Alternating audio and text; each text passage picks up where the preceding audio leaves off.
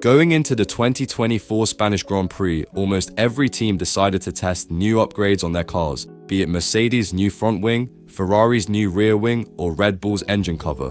And as a result of all these upgrades getting added just before the Spanish Grand Prix, many fans were wondering, is this going to be the race where Red Bull's competitors might overpower them to take the momentum away from them, moving ahead to the back-to-back Grand Prix weekends in Austria and Silverstone? I'm not gonna lie, I was kinda hoping either Lando and even Lewis to outcompete Max, as I thought the massive upgrades to Mercedes in Canada were extremely helpful to Lewis to finish just short of the podium as P4. Now, actually moving on to the weekend, through all of the practice sessions, we got to see 3 different leaders. As moving into FP1, Lando Norris was by far the fastest on the grid, swooping his way past the 2 Red Bulls as Sergio, was clearly struggling to even drive the car properly. Other than that, we got to see Lance Stroll being an asshole as usual by almost causing a crash with one of the Ferraris. Moving on to the lower side of F1, the last 5 teams which are just existing in F1 just for the team and not actually doing anything valuable in the sport.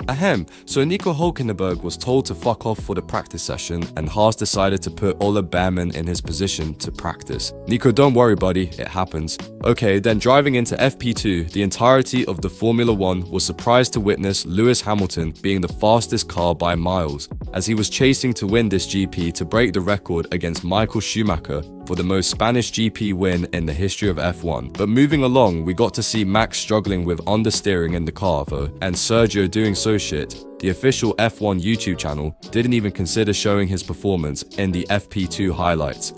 There was nothing much to see in FP2, other than to actually see Ferrari perform good after new upgrades to Carlos's car. He was quite quick and was able to defeat Charles, which of course didn't have the upgrade, so there shouldn't be a comparison, but still, I'll do it for fun. Now the thing that was not so funny was to see Daniel struggle again in his Visa Cash app RB F1 car, as many were expecting him to finally gain momentum after his points finish in the previous Canadian Grand Prix. Finally, in FP3, Carlos proved to everyone that Ferrari is still in the game by securing the fastest time in the final practice session before qualifying. However, while Carlos was doing miraculous laps, Charles Leclerc was busy arguing over Lando Norris when they collided on the track, which obviously didn't change anything, and Charles was still slower than Carlos. Moving on to the World Championship, Max was still saying shit to the engineers as they cannot fix his car's balance and was not happy with the performance of the Red Bull. And yeah, Daniel was still shit as always. Qualifying, woo! In Q1, as expected, Williams and Visa Cash App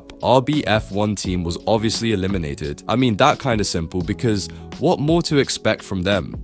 Right? I'm sad for Daniel. There used to be a time when he was used to winning races, like his iconic 2018 Monaco Grand Prix win with Red Bull, but as soon as he left Red Bull, all went downhill from that. Anyway, in Q2, both the Aston Martin and Kick Sauber were out. And finally, in Q3, Lando beat Dutchman by 0.020 sec to take pole. Max finished second, and the legendary Lewis Hamilton achieved P3. I have to say, this race was one of my favorites so far in 2024. Have you seen a driver just risking everything on the first corner of the first lap and sprinted along the outside and gained 3 positions from P3 to P1 in the end? Yes, ladies and gentlemen, this is George Russell for you. As at the very start of the race, when Lando and Max were busy surviving on the track, George just yoinked the lead of the race from the top 3 drivers. That was one of the bravest plays in F1 as far as I've seen this sport.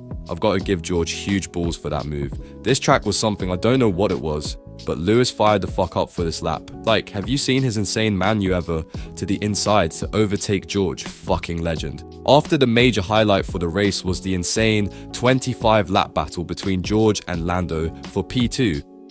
How are they even focused on the same person for 25 laps? It's like 38 minutes of just fighting. Damn! I was pretty impressed after that, but the biggest of the surprise came right at the end, as I saw Max Verstappen take another GP win as usual, and Lando securing second. I saw something odd, something very few F1 fans saw in the making.